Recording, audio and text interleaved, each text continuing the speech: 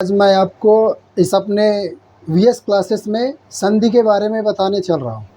आज का हमारा टॉपिक रहेगा संधि। तो आज आपको संधि के बारे में पढ़ना है, ठीक है। आज मैं आपको संधि के बारे में, मेरा प्रयास यही रहेगा कि आसान से आसान भाषा में मैं आपको संधि सिखाने की कोशिश करूँगा। तो चलिए देर ना करते हुए मैं आपको अपने इस वीडियो में ले चलता हूँ। आज आपको देखना है संधि। तो आपको सर्वप्रथम देखना है संधि किसे कहते हैं, संधि कितने प्रकार की होती हैं, ठीक है। संधि विच्छेद किसे कहते हैं, ठीक है। तो चलिए आज हम देखेंगे सबसे पहले संधि। संधि जो संधि होती है वो मुख्यतः दो शब्दों से मिलकर बनी होती है। कौन कौन सी दो शब्द हैं हमारे? सम प्लस धी। अगर आपसे कोई पूछता है संधि किन दो शब्दों से मिलकर बनी है, तो आप बताएंगे संधि मुख्यतः दो शब्दों से मिलकर बनी है। कौन कौन सी? सम प्लस धी, ठीक है। अगर आपसे कोई पूछता है संधि का लिंग कौन सा है, तो आप बताएंगे संधि का लिंग होता है स्त्रीलिंग। संधि हमेशा स्त्रीलिंग में होगी, ठीक है, स्त्रीलिंग, ठीक है। संधि कौन सी लिंग में है? स्त्रीलिंग, ठीक है।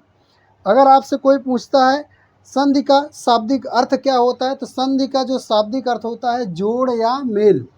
संधि का शाब्दिक अर्थ क्या होगा? जोड़ या फिर मेल, ठीक है। क्योंकि संधि में दो वर्ण आपस में जुड़ते हैं या दो वर्ण आपस में मिलते हैं, इसलिए संधि का जो शाब्दिक अर्थ होगा वो क्या होगा? जोड़ या मेल। बात समझ में आई? अगर आपसे कोई पूछता है संधि का लिंग कौन सा है, तो आप बताएंगे संधि का लिंग है स्त्रीलिंग। संधि का शाब्दिक अर्थ कौन सा है? तो संधि का शाब्दिक अर्थ होता है जोड़ या मेल, ठीक है। संधि किन दो शब्दों से मिलकर बनी हुई है, तो आप बताएंगे सम प्लस धी। इतनी बात समझ में आई? ध्यान रखिएगा, ये बहुत इम्पोर्टेंट है। अब चलिए हम देखते हैं कि संधि की परिभाषा क्या होती है। तो संधि की परिभाषा आप इस तरह कुछ बताएंगे कि दो समीपवर्ती वर्णों के मेल से, दो समीपवर्ती वर्णों के मेल से जो विकार उत्पन्न होता है, ठीक है, उसी को हम संधि कहते हैं। तो संधि की परिभाषा क्या हुई? दो समीपवर्ती वर्णों के मेल से जो विकार या परिवर्तन उत्पन्न होता है उसे हम संधि कहते हैं, ठीक। बात समझ में आई? अब संधि मुख्यतः तीन प्रकार की होती है। अगर आपसे कोई पूछता है संधि कितने प्रकार की होती है, तो संधि आप बताएंगे संधि मुख्यतः तीन प्रकार की होती है। कौन कौन सी होगी अब उसको आप देखिए। पहली संधि है हमारी स्वर संधि, दूसरा व्यंजन संधि, तीसरा विसर्ग संधि। तो पहली संधि कौन सी है? स्वर्ग संधि, दूसरा व्यंजन संधि, तीसरा विसर्ग संधि, ठीक है। अब स्वर संधि की अगर आपसे कोई परिभाषा पूछे तो आप बताओगे स्वर संधि की परिभाषा तो स्वर संधि में क्या होगा? जब दो स्वर आपस में मिलते हैं और उसमें विकार उत्पन्न होता है तो वहाँ पे हमारी स्वर संधि होगी। बात समझ में आई? जब दो स्वर आपस में मिले तो वहाँ पर स्वर संधि का निर्माण होगी। कैसे? जब दो स्वर आपस में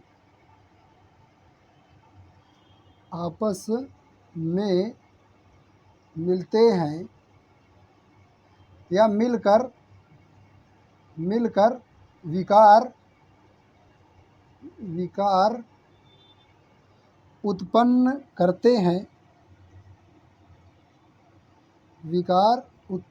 करते हैं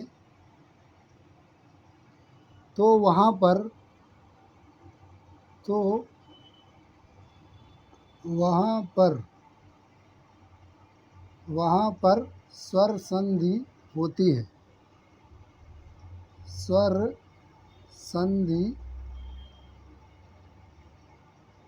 स्वर संधि होती है।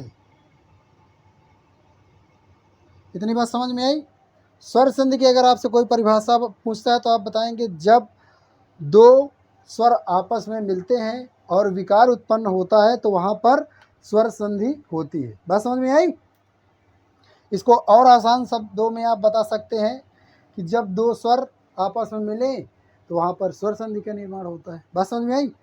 अब देखेंगे स्वर संधि के भेद। अब हम देखेंगे स्वर संधि के भेद। तो आपको ध्यान में रखना है, स्वर संधि के भेद हमारे कितने होते हैं? स्वर संधि के भेद हमारे 5 होते हैं। बात समझ में आई? स्वर संधि के कितने भेद? स्वर संधि के 5 भेद। या आपसे कोई पूछे स्वर संधि के कितने प्रकार, तो आप बताएंगे स्वर संधि के 5 प्रकार। कौन कौन से? दीर्घ स्वर संधि, गुण स्वर संधि, वृद्धि स्वर संधि और यण स्वर संधि, अयादि स्वर संधि। ठीक, तो कौन कौन सी हो गई? दीर्घ, गुण, वृद्धि, यण और अयादि। तो स्वर संधि के कितने भेद? 5 भेद। अब दीर्घ, जो दीर्घ स्वर संधि है, इसको आपसे कोई पूछे तो दीर्घ स्वर संधि की परिभाषा क्या होगी, या दीर्घ स्वर संधि की का सूत्र क्या होगा? तो दीर्घ स्वर संधि का जो हमारा सूत्र होता है, अका सवर्णे दीर्घा। अका सवर्णे दीर्घा दीर्घ स्वर संधि का सूत्र होता है। ये बहुत पूछा जाता है। देखो, ये जब आप टीजी मतलब टेट या सीटेड देंगे तो उसमें कभी कभी ये क्वेश्चन आ जाता है कि दीर्घ स्वर संधि का सूत्र क्या होता है। तो दीर्घ स्वर संधि का सूत्र होता है अका सवर्णे दीर्घा। बात समझ में आई? अब दीर्घ स्वर संधि की आपसे कोई परिभाषा पूछे तो क्या होगी? परिभाषा, तो देखिए, जब ह्रस्व या दीर्घ आ ई उ रि, जब ह्रस्व या दीर्घ आ उ ई री का मेल ह्रस्व या दीर्घ से होता है तो वहाँ पर हमारा दीर्घ का परिवर्तन होता है। ठीक है, दीर्घ में परिवर्तन हो जाता है। ठीक है, दीर्घ में परिवर्तन हो जाता है।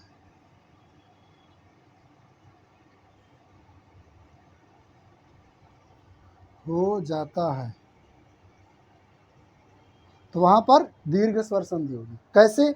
अब आप देखेंगे कैसे होगा, ये मैं आपको बताने चल रहा हूँ। ठीक है, देखो मैं आपको क्या बताया, जब ह्रस्व या दीर्घ, यानी कि जहाँ पर छोटा या बड़ा, जैसे मान लो छोटा आ ये है और प्लस बड़ा आ। ठीक है, तो ये जो ह्रस्व, इसको ह्रस्व भी बोलेंगे या फिर छोटा बोलेंगे। बात समझ में आई? जिसमें कोई मात्रा नहीं होती वो छोटा होता है। ठीक है, तो जब इन दोनों का आपस में मेल होगा तो वहाँ पर दीर्घ में परिवर्तन हो जाता है। यहाँ पर क्या होगा? बड़ा आ। बात समझ में आई? अब ये ह्रस्व या दीर्घ इधर भी हो सकता है प्लस के, और ह्रस्व या दीर्घ इधर भी हो सकता है। अब देखिए ये प्लस का चिन्ह है, दिख रहा है, तो ह्रस्व या दीर्घ यहाँ भी हो सकता है। कहने का मतलब ये देखो, यहाँ पे क्या हुआ? ह्रस्व आया और यहाँ पे क्या आया? दीर्घ। तो किसका आदेश हो गया? दीर्घ का। दीर्घ संधि में ध्यान देना हमेशा बड़ा ही होगा। तो जहाँ पर ह्रस्व या दीर्घ का मेल ह्रस्व या दीर्घ से होता है वहाँ पर उत्पन्न क्या होगा? दीर्घ, मतलब वहाँ पे बड़ा ही उत्पन्न होगा। समझ बात आई? अब इसमें कई टर्म्स मैं आपको देखो 2-3 बता रहा हूँ। इसका देखिएगा, पहले क्या मिलेगा फिर क्या मिलेगा। देखो आ में हमारा 3 टाइप चलेगा। देखो ये यहाँ पर पहले ये छोटा होगा और ये बड़ा, तो यहाँ पर पहले छोटा का ही मिलाते हैं। यहाँ पर किसका आदेश होगा? बड़ा का।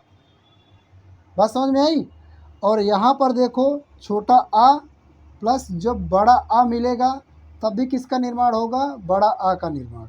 यहाँ पर जब बड़ा आ होगा प्लस छोटा आ होगा तब भी किसका निर्माण होगा? बड़ा आ का निर्माण होगा। बात इतनी समझ में आई? और जब यहाँ लिखते हैं, जब बड़ा आ प्लस बड़ा आ होगा तब भी किसका निर्माण होगा? बड़ा आ का ही आदेश होगा। बात समझ में आई? तो ये हमारी 4 कंडीशन आ में है। इसी तरह ई में भी होगी, मैं आपको देखो ई का भी बता देता हूँ।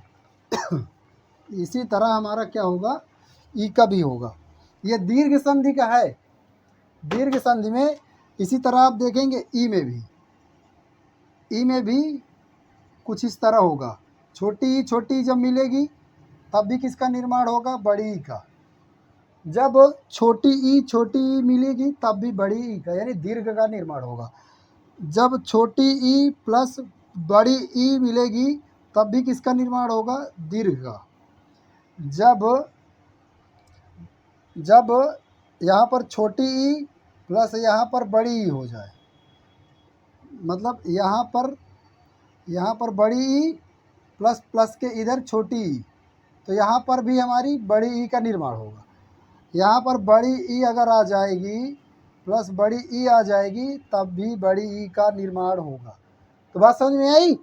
तो जहाँ पर ह्रस्व या दीर्घ का निर्माण होगा, ह्रस्व या दीर्घ आपस में स्वर मिलेंगे तो वहाँ पर क्या, बड़ी ई का निर्माण होगा। बड़ी मात्रा में कन्वर्ट हो जाएगा, यानी परिवर्तन हो जाएगा। अब चलिए मैं उदाहरण कुछ दे रहा हूँ।